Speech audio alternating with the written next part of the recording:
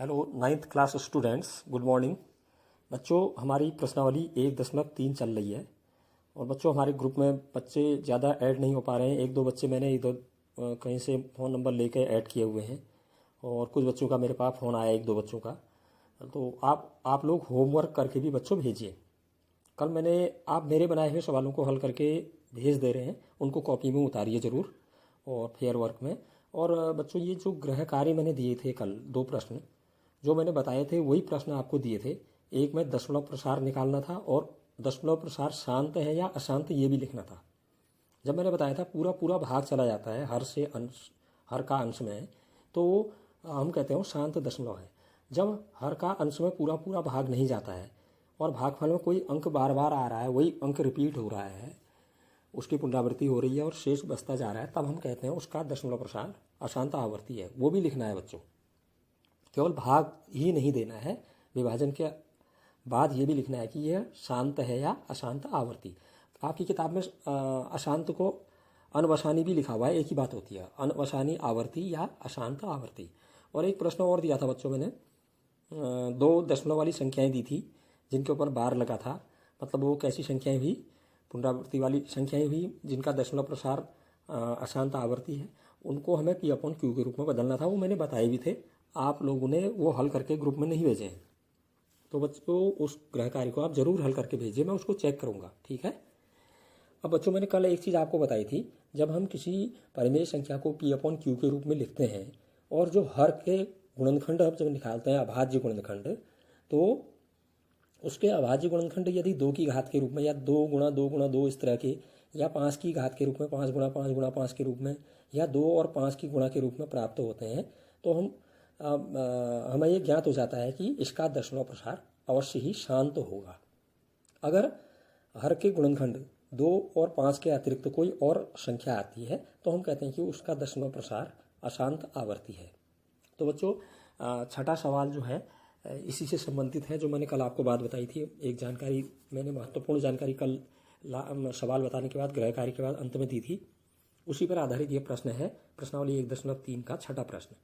बच्चों, यहाँ पर ये दिया हुआ है मैं प्रश्न कि P/Q, जहाँ पर Q बराबर 0 नहीं है, के रूप में परिमेय संख्याओं के अनेक उदाहरण लीजिए कह रहा है, जहाँ पर P और Q पूर्णांक है जिनका एक के अतिरिक्त कोई अन्य उभयनिष्ठ गुणनखंड नहीं है, जबकि उनका दशमलव प्रसार हमें शांत दिया हुआ है। उनका दशमलव प्रसार कैसा है कह रहा हो? शांत है। तो ये बताइए कि Q को कौन सा गुण संतुष्ट करना चाहिए, ये प्रश्न है हमारा। अब ये मैंने कल आपको बताया जो वही चीज़ आ गई है। अब ये पहले कह रहा है P/Q के रूप में कुछ ऐसी परिमेय संख्याएं लिखिए जिनका दशमलव प्रसार शांत है, मतलब हर से अंश में भाग देने पर पूरा पूरा भाग जा रहा है। तो ऐसे बहुत से एग्जाम्पल होते हैं, मैंने कुछ एग्जाम्पल लिखे हैं यहाँ पर बच्चों, आप और भी लिख सकते हैं। एक ही ध्यान देना कि हर का भाग अंश में पूरा पूरा, मतलब पूरा पूरा माने पूर्णांक के रूप में नहीं, दशमलव में जाए, पूरा चला जाए, शेष न बचे, शेष शून्य आ जाए, ठीक है। तो मैंने कुछ एग्जाम्पल लिखे हैं, जैसे P/Q के रूप में कुछ शांत परिमेय संख्याओं के हैं, ये शांत परिमेय संख्याएं हैं, ठीक है। शांत दशमलव निरूपण वाली परिमेय संख्याएं हैं P/Q के रूप में 3/16, 7/25, 13/20, 17/100। ऐसे और भी हम लिख सकते हैं, मैंने कुछ एग्जाम्पल लिखे हैं, तो आप और भी दिखा सकते हैं, या आप नए और मेरे अलावा मैंने उदाहरण लिखे हैं उसके अतिरिक्त भी आप दूसरे दिखा सकते हैं। इन सभी का दशमलव प्रसार हम निकालेंगे तो शांत आता है, क्योंकि हर से अंश को भाग देंगे तो ये पूरा पूरा विभाजित हो जा रही हैं, शेष शून्य आ जा रहा है, ठीक है। अब बच्चों, यहाँ पर जैसे मैंने पहला लिया है 3/16, तो हम यहाँ पर Q के बारे में बात कर रहे हैं। Q माने जो हर की संख्या है, तो उसके गुणनखंड, अभाज्य गुणनखंड निकाल लेते हैं Q की। यहाँ पर Q की जगह पर क्या है? हर में 16 है, 16, तो इसके अभाज्य गुणनखंड कर लेते हैं। इसके छोटे गुणनखंड जब हम करते हैं तो आते हैं 16 के गुणनखंड 2 गुणा 2 गुणा 2 गुणा 2 गुणा 2, 4 बार 2 आता है, तो उसको हम 2 की घात 4 भी लिख सकते हैं। 2 4 बार आया है तो घात में लिख देते हैं 4 को, घात का अंक छोटा लिखते हैं, ठीक है। तो ऐसे ही दूसरा जो मैंने लिया था 7/25, इसमें हर क्या है? Q 25 है। 25 के अभाज्य गुणनखंड करें अगर, तो वो आते हैं 5 गुणा 5 अभाज्य गुणनखंड इसके, मतलब 5 2 बार आ रहा है, 5 की घात 2। ऐसे ही 13/20 जो लिया है मैंने, उसमें भी हर के गुणनखंड करें, 20 है हर में Q की जगह, तो उसके गुणनखंड करें तो वह आता है 2 गुणा 2 गुणा 5 अभाज्य गुणनखंड। 2 2 बार आ रहा है, 2 की घात 2 आ गया, गुणा 5 एक बार आ रहा है, 5 लिख दिया, ठीक है। अच्छा, अब हम 17/100 में देख रहे हैं, हर जो Q है, Q की जगह 100 है, 100 के अभाज्य गुणनखंड करें तो ये आ रहे हैं 2 × 2 × 5 × 5, ठीक है ना। तो यहाँ 2 भी 2 बार आ रहा है, 5 भी 2 बार आ रहा है। इसको हम शॉर्ट में या संक्षिप्त रूप में 2 × 5 लिख सकते हैं। तो इन सब में हम क्या देख रहे हैं कि हम जब हर के गुणनखंड कर रहे हैं, क्यू के जो हर वाली संख्या है उसके गुणनखंड कर रहे हैं, तो हमेशा या तो 2 के रूप में आए थे पहले वाले में, दूसरे वाले में खाली 5 के रूप में आए थे, और तीसरे वाले में देखा हमने 13/20 में वहाँ 20 के अभाज्य गुणनखंड 2 और 5 के रूप में आए हैं, और लास्ट वाले में भी 17/100 में भी जो अभाज्य गुणनखंड आ रहे हैं क्यू के हर के, वो 2 और 5 के रूप में ही आ रहे हैं। तो ये गुण हो गया, क्यू का गुण यही हुआ शांत होने के लिए। मतलब इस प्रकार जो भी संख्याएं होंगी शांत दशमलव वाली, जो हम P/Q के रूप में उसमें लिखेंगे उन्हें, तो क्यू के या हर के जो गुणनखंड हैं अभाज्य गुणनखंड, वो 2 की घात के रूप में, 5 की घात के रूप में, या 2 और 5 की घात के रूप में ही प्राप्त होंगे, ठीक है। अतः शांत दशमलव निरूपण वाली जितनी भी संख्याएं हैं उनको हम P/Q के रूप में लिखते हैं। तो ऐसी परिमेय संख्या में क्यू के अभाज्य गुणनखंड 2 की घात या 5 की घात या 2 और 5 की घात के रूप में ही प्राप्त होते हैं। यही गुण जो है संतुष्ट करता है क्यू का शांत दशमलव के लिए। समझ में आया होगा बच्चों। इसको आप देखिए एक बार, जो मैं वीडियोस के माध्यम से भेज रहा हूँ, एक बार देखिए, 2 बार देखिए, फिर स्वयं एक बार हल कीजिए। तो अब आगे बढ़ेंगे, अगले वाले प्रश्न में बढ़ते हैं। अगला प्रश्न है बच्चों 7वां, ऐसी 3 संख्याएं लिखिए जिनके दशमलव प्रसार अनवसानी अनावर्ती हों। अनवसानी मैंने आपको बताया, अनवसानी को हम अशांत भी कहते हैं, लेकिन यहाँ पर आवर्ती नहीं कह रहा है ये प्रश्न में। देखिए आप, अनावर्ती माने जब हम भाग दे रहे हैं हर से अंश को, भाग देने पर ऊपर भागफल में कोई संख्या बार बार नहीं आ रही है, एक संख्या या 2 संख्या या 3 बार, उनकी आवर्ती नहीं हो रही है, ऐसी संख्याएं बतानी हमने। अब मैंने आपको पहले दिन एक मैंने पावर पॉइंट प्रेजेंटेशन बना के भेजा था, आपने देखा होगा, मैंने ग्रुप में डाल रखा था, वो यूट्यूब में मेरे है चैनल में, तो वो आपने देखा होगा शायद। उसमें मैंने ये बताया हुआ है कि अपरिमेय संख्या का दशमलव प्रसार हमेशा अनवसानी अनावर्ती या अशांत अनावर्ती होता है। जो परिमेय संख्या होती है उसको हम जब हम दशमलव निरूपण करते हैं उसका, तो वो या तो कैसा आता है, शांत आता है, या अशांत आवर्ती आता है। जबकि अपरिमेय संख्या जो होती है उसका दशमलव प्रसार हमेशा अनवसानी अनावर्ती या अशांत अनावर्ती होता है। तो ऐसे अपरिमेय संख्याओं के उदाहरण लिखिए कह रहा है, 3 उदाहरण दीजिए कह रहा है। हम बहुत से लिख सकते हैं, जैसे √2 है, वर्गमूल 2 पूर्ण वर्ग संख्या नहीं है। 2 का वर्गमूल जब निकालते हैं हम, तो ये पूरा नहीं निकलता है। हम वर्गमूल निकालते जाते हैं, दशमलव के बाद संख्याएं अलग अलग आती जाती हैं, किसी भी संख्या की आवृत्ति नहीं होती, और ये पूरा वर्गमूल नहीं निकल पाता है, शेष बचते रहता है। और भागफल में अंकों की आवृत्ति दशमलव के बाद नहीं होती है, अलग अलग अंक आते जाते हैं। तो वर्गमूल 2 एक उदाहरण ये हो गया। ऐसी वर्गमूल 3 में भी आप 3 का वर्गमूल निकालेंगे तो दशमलव के बाद अंकों की पुनरावृत्ति नहीं होती है, और शेष शून्य नहीं आता है, शेष बचता रहता है, हम निकालते रहते हैं, अगला दशमलव के बाद और अंक आता रहता है, नया अंक आता रहता है, पुनरावृत्ति नहीं होती है। तो वर्गमूल 3 भी एक कैसी संख्या है, अनवसानी अनावर्ती दशमलव निरूपण वाली संख्या है। ऐसी वर्गमूल 5, इसको भी हम इसका वर्गमूल निकालें दशमलव में तो पूरा नहीं निकलता है। तो ये 3 उदाहरण हो गए, जैसे वर्गमूल 2, वर्गमूल 3, वर्गमूल 5। ऐसी वर्गमूल 7 भी हो सकता है, वर्गमूल 8 भी हो सकता है ना, और वर्गमूल 10 भी हो सकता है। ऐसे बहुत से एग्जाम्पल हम ले सकते हैं। या अगर आप दशमलव के रूप में दिखाना चाहें तो मैं दशमलव के रूप में भी 3 उदाहरण आपको बता रहा हूँ, है ना। दशमलव रूप में हम अन्य उदाहरण भी इसके लिख सकते हैं। यहाँ पर एक ध्यान देना, आप जब दशमलव में लिखेंगे आप बहुत से असंख्य उदाहरण दे सकते हैं आप, मतलब दशमलव के बाद अंकों की पुनरावृत्ति नहीं होनी चाहिए, ये ध्यान रखना। जैसे मैंने एग्जाम्पल बता रखा है 0.30, फिर 3 के बाद 2 जीरो लगा दिए। पहले 1 जीरो था 3 के बाद, दशमलव के बाद 3 लिखा था, फिर 1 जीरो, अब 3 के बाद 2 जीरो, अब 3 के बाद 3 जीरो, अब 3 के बाद 4 जीरो, फिर ऐसे आते ही रहेंगे आगे को, ये खत्म नहीं होगा। ऐसी दूसरा एग्जाम्पल 0.40, फिर 4 के बाद 2 जीरो, फिर 4 के बाद 3 जीरो, फिर 4 के बाद 4 जीरो, ऐसे आते रहेंगे। ऐसे अगला एग्जाम्पल 0.50, फिर 5 के बाद 2 जीरो, फिर 5 के बाद 3 जीरो, फिर 5 के बाद 4 जीरो, इस तरह से आते रहेंगे। ऐसे आप और भी लिख सकते हैं। जैसे अगर मैं कहूँ 0.101, फिर 2 जीरो, फिर 1, फिर 3 जीरो, फिर 1 के बाद 4 जीरो, इस तरह से और भी ले सकते हैं। या 0.60 है ना, फिर 6 2 जीरो, फिर 6 3 जीरो, फिर 6 4 जीरो, या और भी ले सकते हैं आप। इनके बीच का कोई भी अंक भी ले सकते हैं। मान लेते हैं 0.42 ले लिया आपने, है ना। फिर 4 के बाद 2 बार 2 लिखोगे, फिर 4 के बाद 3 बार 2 लिखो। इस तरह के हम बहुत से एग्जाम्पल ले सकते हैं जहाँ पर अंकों की आवृत्ति नहीं होनी चाहिए। अब यहाँ पर आप कहोगे 3 तो आ ही रहा, आवृत्ति नहीं हुई है, क्योंकि 3 के बाद एक जीरो आ रहा है, तो बाद में भी 3 के बाद एक ही जीरो होना चाहिए था। यहाँ 3 के बाद जीरों की संख्या बढ़ती जा रही है। तो ये सब कैसे हैं?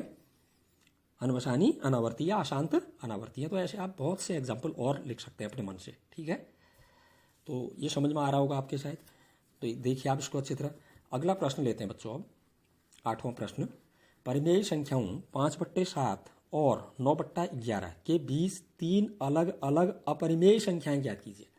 ये दो तो हमें परिमेय संख्याएं दी हैं, P/Q के रूप में है दोनों, 5/7 है और 9/11 है। अब ये परिमेय संख्या है, तो अब आप बता सकते हैं ये परिमेय संख्याएं, इनका दशमलव में बदलेंगे ना हम, तो इनका दशमलव निरूपण कैसा होगा? शांत होगा या अशांत आवर्ती होगा? बच्चों इसके क्यू को देख लीजिए, हर को, दोनों का हर देखिए। पहले वाले का हर में 5/7, हर में 7 है, तो मैंने बताया था अब 7 के अभाज्य गुणनखंड आप नहीं निकाल सकते हैं, 7 ही आएगा। तो मतलब 2 भी नहीं आ रहा है हर में गुणनखंड, और ना 5 आ रहा है, उसके अलावा अलग ही आ गया, 7 आ गया। तो इसका दशमलव प्रसार अशांत आवर्ती होगा। ऐसे ही 9/11 में देखिए, हर में 11 है, इसके गुणनखंड अब और होते नहीं अभाज्य, 11 के कोई अभाज्य गुणनखंड नहीं होते हैं। तो यहाँ ना अब हर में 2 आ रहा है गुणनखंड के रूप में, ना 5 आ रहा है, तो इसका मतलब इसका दशमलव प्रसार भी अशांत आवर्ती होगा, ठीक है। अब आप दशमलव में कैसे बदलेंगे इसको? जैसे पहली परिमेय संख्या 5/7 है, उसको हम दशमलव निरूपण करना चाह रहे हैं उसका, तो हम क्या करेंगे, जो हर में 7 है बट्टे में, उससे ऊपर अंश को 5 को भाग दे देंगे। 5 को किससे विभाजित करेंगे? 7 से। मैंने यहाँ पर दिखा भी रखा भाग दे के, आप भाग दे सकते हैं, भाग तो आपने दिया होंगे छोटी कक्षाओं में, तो 7 से मैंने भाग दे के दिखा रखा बगल में, देखिए 7 से पहले 5 में भाग देना है हमने, नहीं जाएगा, दशमलव लगा दिया। और दशमलव से पहले बाईं तरफ कोई संख्या नहीं होती है, तो हम 0 लिख देते हैं, 0 लिख दिया मैंने दशमलव से पहले बाईं ओर। और दशमलव के बाद अब देखो 7 का भाग 5 में नहीं जा रहा था, तब दशमलव लगाया हमने, और जब हम दशमलव लगा लेते हैं तो हमने 5 के पीछे हमने एक शून्य बढ़ा दिया, अब ये 50 हो गया। 7 का भाग 50 में, 7 सत्ते 49, ठीक है। अब घटाया हमने, ऊपर 10 में से 9 गया, 1 बचा। अब उतारने के लिए कुछ नहीं है, फिर 0 उतार दिया। अब हम 0 उतार सकते हैं, एक एक 0 को उतार सकते हैं। अगर 2 0 उतारने पड़ेंगे तो फिर हमें भागफल में 0 लिखना पड़ेगा। अब 1 0 उतार दिया हमने, फिर 7 का भाग 10 में 1 बार गया, ठीक है ना। फिर 3 बच गया, फिर 0 उतारा, 7 का भाग 30 में 4 बार गया, फिर 2 बच गया है, फिर उतारा 0, फिर 7 का भाग 2 बार गया, है ना। फिर उसके बाद 6 बच रहा है, 10 में से 4 गया 6, फिर 1 0 उतार सकते हैं हम, 7 का भाग 60 में 8 बार गया, 7 8 56, फिर 4 बच रहा है, फिर 1 0 उतार दिया, 7 का भाग 40 में 5 बार गया, 7 5 35, फिर 5 बच रहा है। अब 5 बचेगा, फिर 0 अगर आप उतारेंगे 1, फिर 7 सत्ते, फिर 7 आने लग जाएगा, फिर यही संख्या आने लग जाएंगी, यही संख्याएं रिपीट होने लग जाएगी। कौन सी? जो ऊपर आई हैं दशमलव के बाद, 7 1 4 2 8 5, ठीक है। ये हमने पहले भी किया है, 2 दिन पहले, ये 1/7 वाला, 2/7, 3/7, 4/7, 5/7 का दशमलव निरूपण और शुभी किया है। तो यहाँ पर 6, ये जो 6 अंक आ रहे हैं दशमलव के बाद, इन्हीं अंकों की पुनरावृत्ति होने लगेगी, ठीक है ना। तो मैंने एक ही बार भाग दिया, फिर मैंने शेष जरा 5, ये खत्म नहीं होगा, और यही 6 अंक बार बार भागफल में आएंगे, 7 1 4 2 8 5।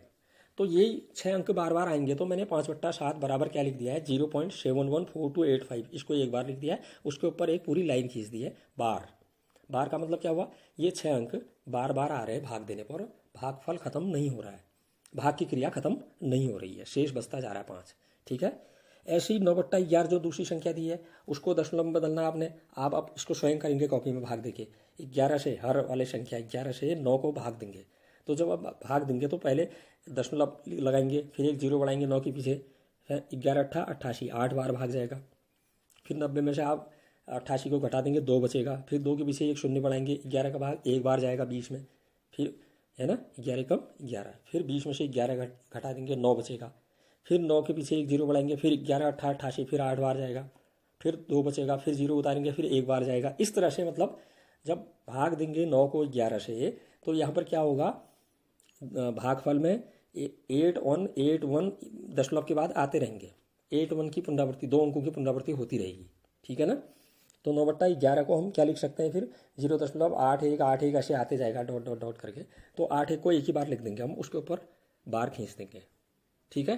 तो 9/11 बराबर 0.8181 के ऊपर बार। अब बच्चों हमने इनको दशमलव में निरूपित कर दिया, दोनों को, किन किन को, जो परिमेय संख्या हमें दी थी 5/7 और 9/11, इन दोनों को हमने दशमलव के रूप में निरूपित कर लिया है, जिसका दशमलव निरूपण हमने देखा पहले वाले का क्या आ रहा था 0.71428 फिर 71428 इस तरह से आते जा रहे थे 6 अंक बार बार डॉट डॉट डॉट, ठीक है ना। और दूसरे वाले का हमने 9/11 को दशमलव बदला तो हमारा आ रहा था 0.818181 डॉट डॉट डॉट, यही आते जा रहा था, 81 की पुनरावृत्ति हो रही थी, ठीक है ना। अब हम इनके बीच हमने क्या निकालनी है, 3 अपरिमेय संख्याएं निकालनी है इन दोनों के बीच की, दशमलव बदल दिया हमने, अब इनके बीच की अपरिमेय संख्याएं निकालनी है। तो 2 परिमेय संख्याओं के बीच में आप जानते हैं अपरिमित रूप से अनेक परिमेय संख्याएं भी होती हैं और 2 परिमेय संख्याओं के बीच में अपरिमित रूप से अनेक अपरिमेय संख्याएं भी होती हैं। अपरिमित माने असंख्य, ठीक है। तो अब हमने इन 2 संख्याओं के बीच में अपरिमेय संख्याएं बतानी है, परिमेय नहीं। तो मैंने अभी बताया था अपरिमेय माने दशमलव में लिखेंगे जब हम, तो क्या करेंगे हम, कोई संख्या की पुनरावृत्ति नहीं करेंगे बाद में दशमलव के बाद। जैसे मैं यहाँ पर 1 ले रहा हूँ फॉर एग्जाम्पल, मतलब अगर आप दशमलव के बाद पहला वाला देखिए तो पहला वाला दशमलव क्या था हमारा 0.714285 इस तरह से आ रहा था ना, है। तो मतलब 71 2 अंक तक देखिए तो 0.71 इस तरह से आ रहा था ना। और यहाँ 2 अंकों में दूसरे वाले का देखिए 9/11 का दशमलव में 0.818181 मतलब 2 अंकों तक 81 आ रहा था। तो हम 71 और 81 के बीच के कोई से भी अंक ले लें लेकिन पुनरावृत्ति उसमें नहीं करेंगे तो वो अपरिमेय होंगी। जैसे मैंने एक एग्जाम्पल ले लिया है, मैंने एक संख्या 0.72 ले ली, ये 7 और 81 के बीच की है। तो अब इसको अपरिमेय रूप में दिखाना हमने, तो अशांत अनावर्ती दशमलव दिखाना पड़ेगा। तो 0.72 फिर 1 0 लिख दिया, फिर 72 लिख दिया, फिर 2 0 लिख दिए, फिर 72 लिख दिया, फिर 3 0 लिख दिए, फिर डॉट डॉट डॉट कर दिया। बाकी कहाँ लिखे हम इतना लंबा चौड़ा, ठीक है। तो इस तरह से ये अपरिमेय संख्या बन गई हमारी, क्योंकि यहाँ पर 72 के बाद पहले 1 0 आ रहा है, फिर 72 के बाद 2 0 आ रहे हैं, फिर 72 के बाद 3 0 आ रहे हैं, अर्थात यह कैसा है, अशांत अनावर्ती है, अपरिमेय संख्या है। ऐसी दूसरा एग्जाम्पल ले लीजिए, कोई भी ले सकते हैं आप। अब मैंने 72 पहले लिया था, मैं 77 ले रहा हूँ, 0.77 फिर 0 1 0 फिर 77 उसके बाद 2 0 फिर 77 उसके बाद 3 0 फिर डॉट डॉट डॉट। ऐसी तीसरी संख्या ले ली मैंने 0.79 फिर 0 फिर 79 0 0 फिर 79 के बाद 3 0 फिर 79 के बाद 4 0 डॉट डॉट डॉट, इस तरह से हम ले सकते हैं। अब लेकिन लेनी पड़ेगी जो संख्या 0.71 और 0.81 के बीच की ही, इनके बीच की बतानी है हमें। हम अब 81 से ऊपर नहीं ले सकते हैं, 8100 तक ले सकते हैं, क्योंकि हमारी जो संख्या है 0.818181 है। तो हम इसको लास्ट वाले को इसकी जगह जो मैंने लिया है उसकी जगह ये भी ले सकते हैं, 0.80 या 81 कह दीजिए, है ना, 80 भी कह सकते हैं, 0.80 फिर 8 2 0 फिर 8 के बाद 3 0 फिर 8 के बाद 4 0, इस तरह से भी ले सकते हैं। आप इनके बीच की कोई भी संख्या ले लीजिए, 71 और 0.71 और 0.81 के बीच की कोई भी संख्या ले सकते हैं, लेकिन वहाँ पर 2 संख्याओं के बाद 0 की अंक बढ़ाते जाना, एक बार 1 0, दूसरी बार में उनके बाद 2 0, तीसरी बार में उनके बाद 3 0, इस तरह से, तो वो अपरिमेय हो जाएंगी, अर्थात उनका दशमलव निरूपण अशांत अनावर्ती होगा, ठीक है। अगला प्रश्न देखिए बच्चों, अब ये प्रश्न संख्या 9 है। ये कह रहा है कि बताइए कि निम्नलिखित संख्याओं में कौन कौन संख्याएं परिमेय और कौन कौन संख्याएं अपरिमेय हैं। देखो बच्चों, मैंने आपको पहले ही बताया, परसों मैंने एक स्लाइड जो बताई थी उसमें मैंने साफ बता रखा है, ऐसी संख्याएं जिनका पूरा पूरा वर्गमूल नहीं निकलता है, अर्थात जो पूर्ण वर्ग नहीं होती हैं संख्याएं, वो जिनका मतलब पूर्ण वर्ग माने आप समझते हैं जिनका पूरा पूरा वर्गमूल नहीं निकलता है। फॉर एग्जाम्पल जैसे मैं आपको बता रहा हूँ, 1 कैसी है, पूर्ण वर्ग संख्या है, क्योंकि 1 का वर्गमूल 1 आ जाता है। 4 पूर्ण वर्ग संख्या, 4 का वर्गमूल 2 आ जाता है। 9 का वर्गमूल निकालेंगे पूरा पूरा 3 आ जाता है, ठीक है ना। फिर 16 का पूरा वर्गमूल 4 आ जाता है। 25 का पूरा वर्गमूल 5 आ जाता है। तो ये संख्याएं जो मैंने बताई 1 4 9 16 25, ऐसी आगे 36 आएगी, फिर 49 आएगा, है ना, फिर 64 आएगा। ये संख्याएं पूर्ण वर्ग संख्याएं होती हैं, इनका पूरा पूरा वर्गमूल निकल जाता है। तो जिनका पूरा पूरा वर्गमूल निकल जाएगा वो तो परिमेय होंगी, नहीं निकलेगा जिनका पूरा पूरा वर्गमूल वो अपरिमेय होंगी। तो जैसे पहला अंक दिया है अंडर हमारा 23, दूसरा दिया है अंडर 225, अगला दिया है 0.3796, अगला दिया है 7.478, फिर 478, फिर डॉट डॉट डॉट, इस तरह से आते जा रहा है। और लास्ट वाला दिया है 5वां 1.10, फिर 1 के बाद 2 0, फिर 1 के बाद 3 जीरो, फिर 1 के बाद 4 जीरो, फिर 1, फिर डॉट डॉट डॉट, इस तरह से दे रखा है। तो पहली संख्या जो √23 है वो परिमेय है या अपरिमेय? इसका आप वर्गमूल निकालेंगे तो नहीं आएगा पूरा पूरा, दशमलव में आएगा, आते रहेगा, खत्म, पूरा नहीं निकल पाएगा, शेष बचते रहेगा। ठीक है ना। तो √23 में जो वर्गमूल के अंदर की संख्या क्या है यहाँ पर 23 है। एक ऐसी संख्या आपको वैसी मालूम है, अभाज्य है ये अभाज्य संख्या है ना, पूर्ण वर्ग के रूप में नहीं है ये, अर्थात इसका पूरा पूरा वर्गमूल हम नहीं निकाल सकते हैं, इसलिए यह वर्गमूल 23 अपरिमेय संख्या है। अगला दे रखा था सेकंड, वर्गमूल 225। अब वर्गमूल 225 के आप अगर वर्गमूल के अंदर गुणनखंड करेंगे अभाज्य, तो ये आते हैं 3 गुणा 3 गुणा 5 गुणा 5। 3 का एक जोड़ा मिल जा रहा है, 3 और 3 का एक जोड़ा बन गया, 5 और 5 का एक जोड़ा बन गया। वर्गमूल आपने गुणनखंड विधि से पढ़े हैं 7th में। तो अब हम वर्गमूल जब निकालते हैं तो वर्गमूल के अंदर एक जोड़ा है, जोड़ में से एक संख्या को बाहर कर देते हैं, उसका वर्गमूल हट जाता है। 2 3 में से एक 3 बाहर ले लिया हमने, गुणा 2 5 में से एक 5 बाहर ले लिया, तो इनका वर्गमूल हट गया क्योंकि जोड़े में थे ये। अब 3 गुणा 5 किया, 15 आ गया हमारा। 225 का पूरा पूरा वर्गमूल आ रहा है, अर्थात 225 पूर्ण वर्ग संख्या है, इसका हमें पूरा पूरा वर्गमूल मालूम हो गया है, अतः यह परिमेय संख्या है।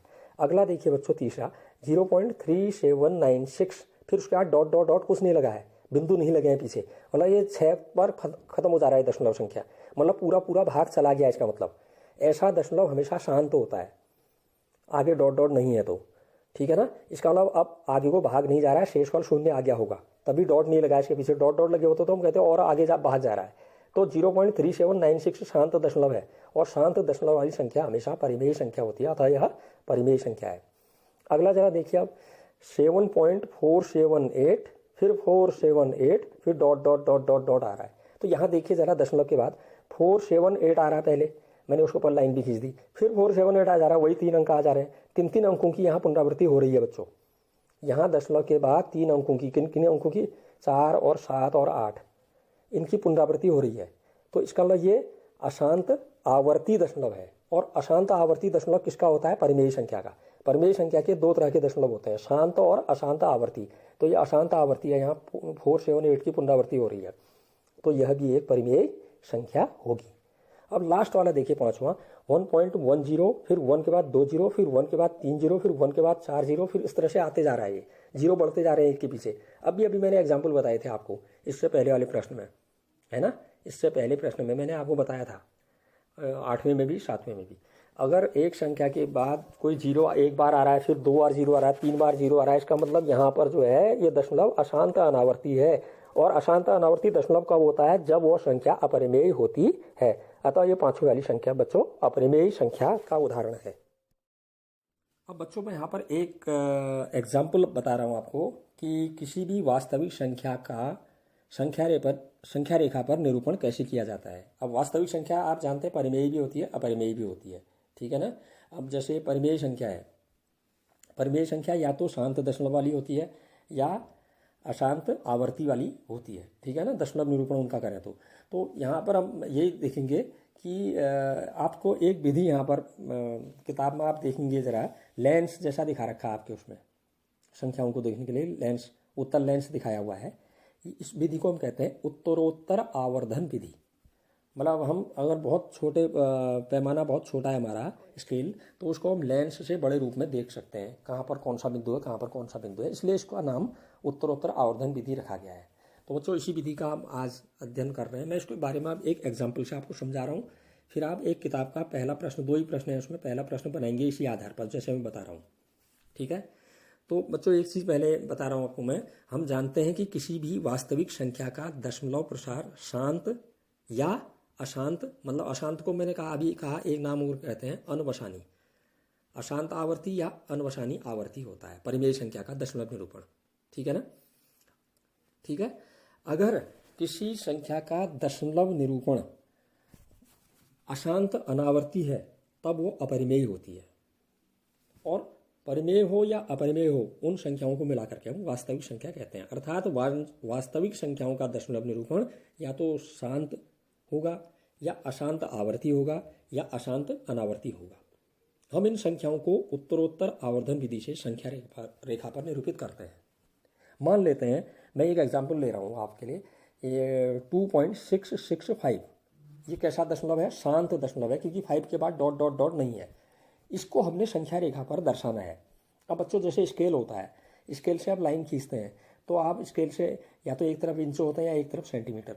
आप सेंटीमीटर वाली तरफ देखेंगे तो ना, कोई रेखाखंड खींचना है तो आपसे कहते हैं 3 सेमी रेखा खींचो, आप खींच लेते हैं, या 3.5 खींचो कहते हैं, आप खींच लेते हैं। अगर आपसे कहते हैं स्केल से 3.75 लंबी सेंटीमीटर लंबी रेखा खींचिए, आप नहीं खींच पाते हैं, क्योंकि वहाँ पर जो 1 सेमी और 2 सेमी के बीच के भाग, जो भाग को 10 भागों में बांटा होता है, तो हम दशमलव के केवल एक स्थान तक ही स्केल से रेखाखंड खींच सकते हैं। ठीक है, लेकिन यहाँ पर हमें जो संख्या दे रखी है, मैंने उदाहरण लिया है, एक संख्या हमने ले रखी है 2.665। यहाँ दशमलव के बाद कितने अंक लिए हैं? 3 अंक। इनको हमें संख्या रेखा पर दर्शाना है। तो बच्चों इसीलिए हम जिस विधि का प्रयोग कर रहे हैं उसका नाम जो मैंने बताया उत्तरोत्तर आवर्धन विधि, उस विधि से ही हम इसको संख्या रेखा पर दर्शा सकते हैं। अब सबसे पहले हमें ये देखना पड़ता है, पहले स्टेप में बच्चों कैसे इसका निर्धारण करेंगे बता रहा हूँ मैं। सबसे पहले हम ये देखेंगे कि 2.665 ये संख्या किन किन के बीच की है, पूर्णांक कौन से पूर्णांकों के बीच में है। ये 2 से तो बड़ी है, 2.665 आ रहा है, लेकिन 3 से छोटी है। तो पहले हम सबसे पहले कहेंगे यह संख्या 2 और 3 के बीच में स्थित है। तो हम क्या करेंगे, स्केल से एक लंबा रेखाखंड खींच के एक सिरे पर उसका 2 लिख देंगे, अंतिम सिरे पर 3 लिख देंगे, और 2 और 3 के सिरों के बीच के भाग को 10 बराबर हिस्सों में विभाजित कर देंगे नाप करके। ठीक है, तो हमने 10 भागों में बांट दिया, तो पहला भाग जो है वो 0.1 को निरूपित करेगा, दूसरा भाग 0.2 को निरूपित करेगा, तीसरा भाग, क्योंकि 10 भागों को हमने पूरा एक भाग था, 2 से 3 तक एक ही तो हिस्सा था, इसको 10 भागों में बांट दिया, प्रत्येक हिस्सा 1/10 के बराबर होगा, मतलब 0.1 के बराबर होगा प्रत्येक हिस्सा। तो 2 के बाद जब हम दाईं ओर जहाँ मैंने 1 लिखा है छोटा सा, ये कौन सा बिंदु होगा? 2.1। उसके बाद मैंने ऊपर लिख दिया, एक साथ नीचे नहीं लिखे, ऊपर नीचे इसलिए लिखे हैं क्योंकि साफ दिखाई देंगे। ऊपर 2 लिख दिया, तो ये किसको बताएगा? 2.2 को। फिर नीचे 3 लिखा है, 2.3 को बताएगा, फिर अगला 2.4 को, फिर अगला 2.5 को, फिर जहाँ मैंने 6 लिखा है 2.6 को बताएगा, और अगला 2.7 को बताएगा, 7 वाला। ठीक है ना, हमारी संख्या देखिए आप। अब हम दशमलव के 1 अंक में पहुँचे हैं, तो 1 अंक में जाने पर हम देख रहे हैं कि ये संख्या कितनी है 1 अंक तक? 2.6, एक ही अंक तक देख रहे हैं, 2.6, इतना ही तो है। उससे क्या इतना ही दिखाना हमने? नहीं, 2.6 से भी बड़ी हो गई अभी, क्योंकि 2.6 के बाद भी 6, 5 है फिर, और तो इसका मतलब 2.6 से बड़ी है और 2.7 से छोटी है। इसका मतलब कहाँ स्थित होगी? यहाँ पर अब ये 2 और 3 के बीच जो मैंने 10 भाग बना रखे, मैंने इसलिए लिखा भी है तीर का निशान लगा के, ये छठे वाले स्थान पर 2.6 लिख दिया, 7वें स्थान पर 2.7 लिखा। ठीक है, इनके बीच में होगी अब हम अगले स्टेप में जाते हैं बच्चों। ठीक है, अब ये 2.6 से भी बड़ी है, तो और 2.7 से छोटी है, 2.6 और 2.7 के बीच में यह स्थित है। आ रही बात समझ में? ठीक है, तो अब हम क्या करेंगे, फिर एक रेखाखंड और खींचेंगे जिसमें हम 2.6 से बड़ी थी, ये 2.7 से छोटी थी।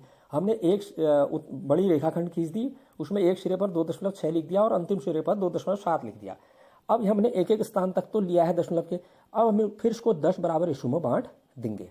तो जब हम 10 हिस्सों में इसको बांट देंगे, तो पहला जो हिस्सा है वो दशमलव के दूसरे स्थान को बताएगा, मतलब जहाँ पर मैंने 1 लिखा है वो आ जाएगा 2.61, फिर जहाँ मैंने 2 लिखा है ऊपर वो 2.62, फिर अगला 2.63, फिर अगला 2.64, फिर अगला 2.65, फिर अगला 2.66, फिर अगला 2.67, इस तरह से आ जाएगा ना।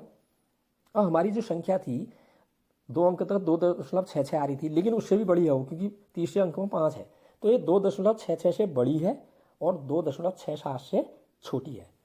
तो अब हमें तीसरे स्थान में दिखाने के लिए 2 स्थान तक तो आ गया हमारा 2.66 और 2.67 के बीच में ये स्थित है। अब हम क्या करेंगे, फिर उतनी लंबी रेखाखंड खींचेंगे और उस रेखाखंड को एक सिरे पर हम 2.66 लिख देंगे 2 अंकों तक, और अंत में उसके 2.67 दो अंकों तक लिख दिया। अब हम फिर इसको पुनः 10 बराबर हिस्सों में बांटेंगे। अब जो पहला मैंने ए नंबर 1 लिखा है छोटा सा, वो किसको बताएगा?